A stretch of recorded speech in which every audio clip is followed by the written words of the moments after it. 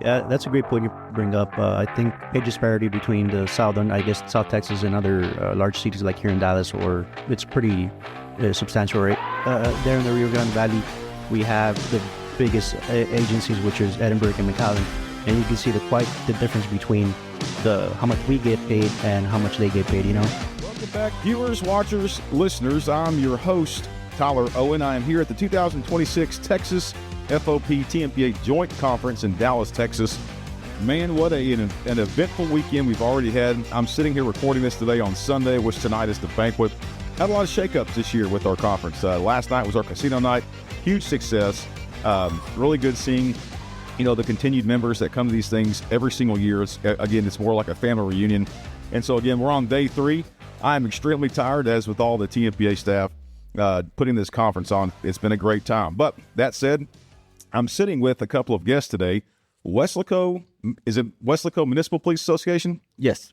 I am sitting with their president, Christian Tamez, and we also have our new field rep, that was former Mission Police Department, Javier, Lara, and we're going to talk a little bit about what's going on at conference. The cool thing, Christian, this is y'all's first conference to come to as an association, and I think it's very, very, very important to the listener out there that's understanding, man, what's the value of me coming to conference? And you're here with your board, and we're going to introduce them in a minute.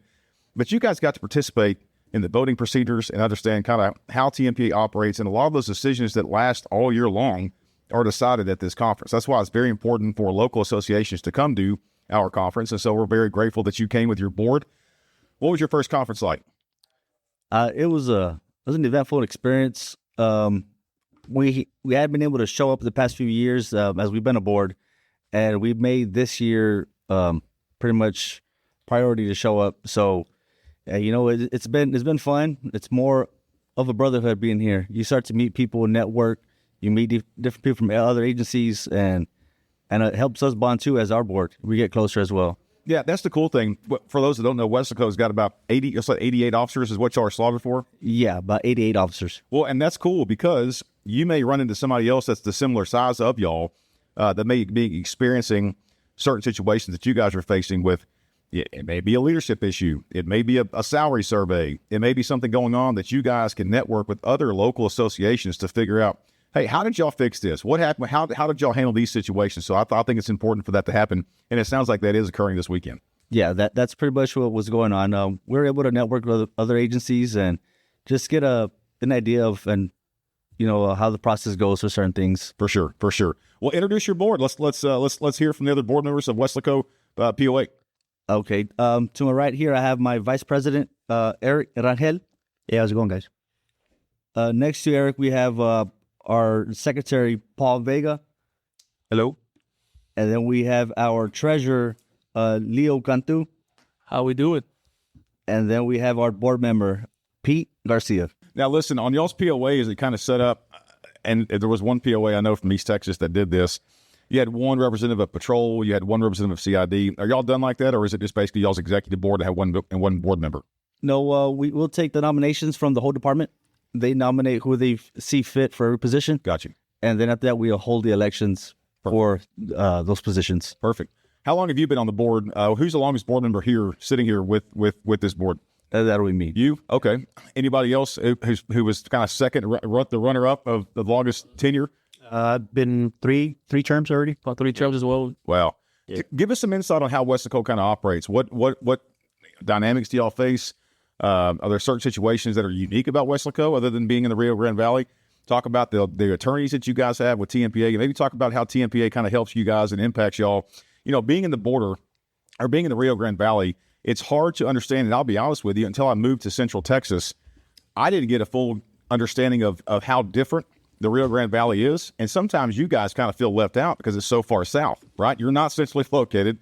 You're way the hell out there, and you don't have, if you're going to the Rio Grande Valley, you're going there for a purpose. It's not like you're traveling through, right? So you guys are kind of often forgot about, and the relationship with TMPA, with Field Representative JP Rodriguez living down there, also now with Javier, Mike Gomez frequently coming down there. It's a unique perspective, but also a unique relationship you guys have as a state board. So give us kind of those insights from Weslaco's perspective. I would say our reps, our field reps, do help us out a lot to get our voice from the south up here in the main offices. So they do help us out a lot with that. The valley's kind of cut off from the rest of the state, so we kind of get everything kind of towards the end of like policies and stuff like that. So it's good to have like the TMPA reps come up and get everything that everybody else is doing, and we can incorporate that with our department at least. Well, and the interesting factor is this: is that Weslaco is not struggling to thrive, right, economically. No. But what I've noticed, honestly, from a statewide perspective, is that y'all's salaries, the benefit packages may be there, but the salaries in comparison to the state as a whole, for whatever reason, the entire Rio Grande Valley, it's not one specific town or city or anything else. It seems like it's not equal or as much. There's a former Round Rock POA president sitting in the room right now, and I promise you, if I compare Round Rock PD's salaries to y'all's salaries, it's significantly different. And that's okay in some aspects, but you have a thriving city. That's the difference in the Rio Grande Valley is the point that I'm trying to make. There's issues that we continue to try to fight and combat down there, and I think it's important for local POAs and local associations to have a state relationship, and I think that TMPA does a really good job of facilitating that with you guys of open communication. Yeah, that's a great point you bring up. I think the pay disparity between the southern, I guess, the South Texas and other large cities like here in Dallas or any other city, it's pretty substantial, right? There in the Rio Grande Valley, we have the biggest agencies, which is Edinburgh and McAllen, and you can see the difference between how much we get paid and how much they get paid.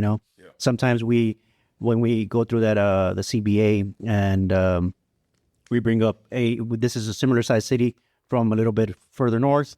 We compare the numbers, and usually the commission usually says, "Hey, well, it's a town further north," but then again, the model of the city is the city on the grow, and it's been growing exponentially, man. There's so many businesses coming in, and I guess I don't see that part where there's more businesses coming in, and obviously we need more officers to protect the citizens, essentially. Yeah. And what sucks, let's call a spade, is that with the border crisis that just happened, and now that the border is more secure, you've got a situation there in the Rio Grande Valley where you have an influx in population.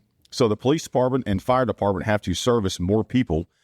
But unfortunately, the undocumented workers that service Weslaco and the surrounding cities are undocumented. So they're not paying taxes because they're scared to be deported. And so there's an offset there. And I think it contributes heavily into the infrastructure of each city down there. And it's really a burden to the public safety aspect because you guys have a high influx of calls dealing with illegal immigrants.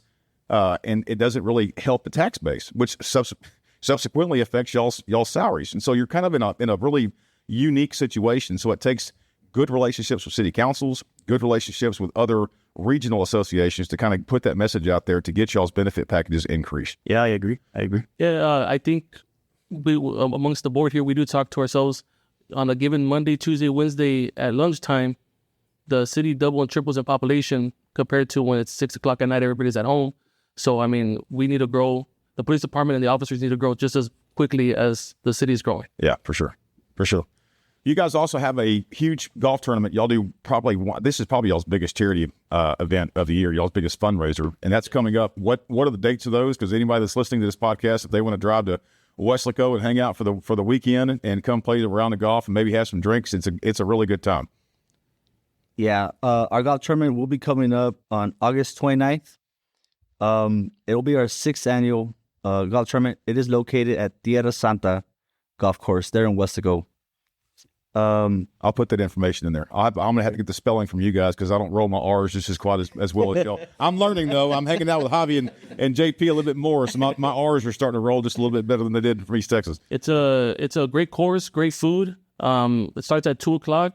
We're going to have several door prizes. We do have an entry fee, but you can decide on what you want to participate in. But it's great food there. We're gonna have plenty of food, plenty of door prizes, and just a lot of more networking and get to know the board, get to know officers that are going to show up to help out, and the representatives and people from the city as well. Cool. Because we do get a good turnout, but we want more. We want more people out there from outside the city, outside the city, just to show a different side of Weslaco. Awesome. Well, We're going to take a real quick break with us, and I'm going to dive into Javi and get him. I know you guys are trying to get back to the conference and get back into some of the sessions. So appreciate you guys stopping by. It means a lot for you guys to be here. I would consider y'all are a medium-sized agency in perspective of the entire state. And for you guys to show up, this is y'all's first conference and be impressed with it, shows us that we're doing a good job of communicating out there. It means a lot for you guys to be here. So thank y'all. Yeah, we appreciate it. Yep. Thank you, Matt. All right. We just had Weslaco sneak out. They're headed back into the conference session. A lot of good training this year, man. We've had some pretty good. We had a Uvalde case study this morning. And we also heard from AT&T FirstNet with their theft of copper class. And again, we continue to build these awesome conferences, and the training just keeps getting better and better. That said, again, we're at the 2026 TMPA Texas FOP Conference right here in Dallas, Texas. I've got a really good friend of mine that's grown to be a good friend. I've known you for several conferences before, and quite honestly, the first time I've ever seen you, unfortunately, was at a funeral. And you got up and spoke, and you absolutely hit a home run. And it's for a really good friend of yours. I'm talking with Javier Lara. Javi is what we call you. Yes, Javi. All right. Well, the first time that I actually saw you, you were delivering the speech at your friend's funeral, and you actually hit a home run. It was awesome. But Yes, sir. You are a new part-time field rep for the Rio Grande Valley. Yes, sir. And you bring a very unique perspective in the sense that you've dealt with toxic leadership. You've been involved in your local POA. I know you've worked alongside with JP Rodriguez for a number of years, really. And the best one yet, you can cook. So we don't have to train you like JP and Joey. But tell us about you. Where'd you grow up? Where did you start your law enforcement career? And we all know that you're facing some legal actions pending with your former boss, and hopefully we can navigate around getting some people, new positions out of it for sure. Correct. I'm born and raised in Rio Grande Valley, Alamo, Texas, where I was raised. And I started my law enforcement career with the Mercedes Police Department. I was there for a short time, and then I transferred over to the Mission Police Department. There I did a little bit under 15 years. And, I've been involved with the association for a number of years in leadership for the last 4. I've always been a strong advocate for officers' rights. I don't believe unions should run the PD. I've never said that. People will always mistake that, but a lot of what I've encountered within my time in mission is people take criticism as a threat. I've always been an advocate for officers. That our membership has grown to an awesome number. We're the majority recognized in the city of Mission, and they recognize it because we stand up for our members. I love what TMPA stands for. I've been a huge advocate for them. I was involved in a critical incident in 2016. I was involved in a shooting myself. I lost my best friend in 2019, Speedy, and TMPA stepped up to the bag. So my values have always aligned with TMPA. Unfortunately, due to the recent incidents that happened in Mission, I was let go by the agency, and it's almost like God's timing was right. I started with TMPA. Now I do what I love, and I get paid for it. One of the unique factors on this is that you can't, in order to be a TMPA field rep, and I think we've got an amazing staff, is that you have to have some kind of association leadership, right? But more importantly, we're seeing this weekend at the 2026 conference. There's a lot of association leadership that attend these things. However, when it comes to being a TMPA field rep or being an employee of this association, it takes a special recipe of person. And what I mean by that is that the ones that walk the halls and have the scars to prove it, and you certainly have done that with what's going on in Mission, losing your best friend in 2019, I think it brings the compassion aspect of it. You have to be a very unique, special blend in order to feel or fulfill the role of being a field rep. And quite honestly, I'll say it to this day, I work with some of the most amazing law enforcement professionals that I would run through a door with. And so we have kind of like a little tactical team in our little field rep division, and it's an honor for you to now join this group of men and women that continue to serve Texas, or Texans that are serving Texans, and it's a pretty cool thing. But back to what you've dealt with, I think prepares you to understand better how you can serve the member. And sure. I think that's the best way to kind of put it. Yeah, correct. We, as a field rep, I've always seen JP working down in the valley as our support role. Helping smaller agencies that don't have the resources, helping them out, whether it's to cook for their officers or an appreciation lunch, something to that effect. It goes a long way. It goes a long way. Now that I'm on the field rep side, I've had agencies call me up. Hey, can we do this for us? Can we do that for us? Hey, would you guys come out here? Yeah, of course. And they see that huge momentum appreciation, and it goes a long way. It goes a long way, and we're able to. JP's done law enforcement. I've done law enforcement, of course. It means a lot more to them because they know where we're coming from.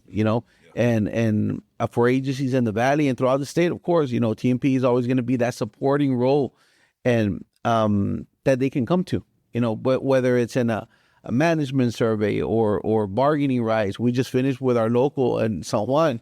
We negotiated a 2-year contract for them. And everything came together. Our legal counsel with her, David Willis, and I was able to sit through it, and it came out in their favor. That's exactly why we're here, to be that support factor. Yeah, you bring up David Willis, and I want to be clear for the listeners out there that are listening and see that, David Willis was named our general counsel, and we put out some information about that. David Willis is still going to be a regional attorney in the Valley. I don't want anybody getting, misunderstood that he's leaving the Valley. He does such a great job down there. Again, we heard from Weslaco earlier. Now we're hearing from Javier, who worked at Mission Police Department. David Willis is still going to serve the members in South Texas, and he's done a really good job in the Rio Grande Valley and will continue to do that. He just now serves more of a contract role as a general counsel and will continue to do a great job. Now he's statewide, still living in the Brownsville area. So I just want to clear that up. Man, you've been to many conferences before. Now you're a field rep. What's your take on what the difference of being a member attending one of these things and now being a staffer? 2 words: controlled chaos. Right? It's a controlled chaos. I see behind the scenes how everything operates. As a member, we come, we have a good time. You shake hands with people. I haven't seen you since last year. You network and so forth. Behind the scenes, it's a whole different animal. We got to get this set up. We got to get that set up. Who does relations? Who does media? Who does this? Who does that? And it's a huge eye opener and appreciation for the whole staff in general. Yeah. It takes an army to put something like this together. Oh, yeah, for sure. And experience matters when it comes to it. And obviously, if you see an event of this magnitude go without flaws, it's hands up to the people that put it together. That's true. Yeah. That's true. We almost had 700 attendees, if you can believe that. Wow. Attending this event this year, by far the biggest conference, and also the number one, our largest vendor. Shout out to the vendors real quick for allowing us to maintain the cost down for our members can attend this. And that's something else that's cool is there's all the spousal events going on, which that my wife started the Purse Bingo. Huge success again this year. Now Charity Pride and Emily Hicks have kind of added to the flavor of those spousal events, and it's so rewarding to see some of the spouses network at an event this big. So hopefully these relationships will maintain this year. We'll see them back next year. But, man, I can't thank you enough. I'm proud to call you a colleague, but honored to call you a friend. It's really cool getting to know you more and more as the months have transitioned since you come on board. Appreciate it. Thank you. And like I said, the pleasure is all mine. I'm here to grow with the organization, provide the support that we have, that we can provide to our local agencies, not only in the Valley, but throughout the state. Yeah, for sure. Well, hey, that's it. Again, we're here we're recording this at 2026 TMPA Texas FOP Joint Conference in Dallas, Texas. We are going to find out on Monday where the next conference is going to be held. It's kind of a toss-up. It's really come down to a contract situation between Hyatt, Marriott, and one other hotel chain. It looks like it may be in either College Station and or San Antonio. We will update you guys whenever that information is pushed out. Again, this is Tyler Owen. Appreciate you tuning in. You guys take care. Stay safe. God bless you. And as always, may God bless Texas. We're out.